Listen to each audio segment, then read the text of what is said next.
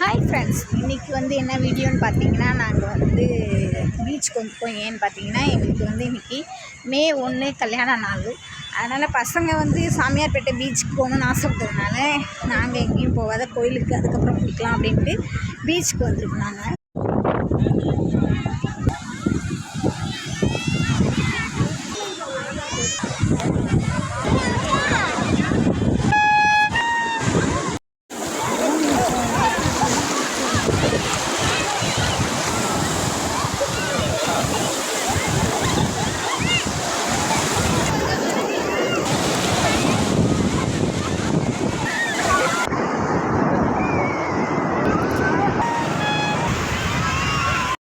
பீச்சில் நாங்கள் விளையாடி முடித்தாச்சு. பசங்களும் இங்கே விளையாடுற பொருள்லாம் போட்டிருக்கனால அங்கே விளையாட போகிறோன்னாங்க. அதுக்காக போயிட்டுருக்காங்க.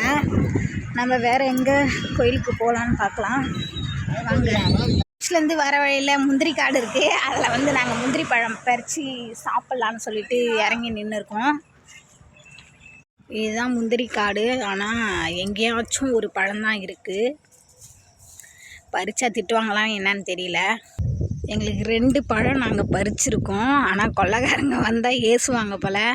யாரும் இல்லை கொள்ளையில். இங்கே பாருங்கள், பறிச்சிருக்கான். தம்பி காமிடா பழத்தை. இங்கே பாருங்கள், சூப்பராக இருக்கும் டேஸ்ட்டாக முந்திரி பழம். முந்திரி கொட்டையும் இருக்குது. அது பச்சை முந்திரி.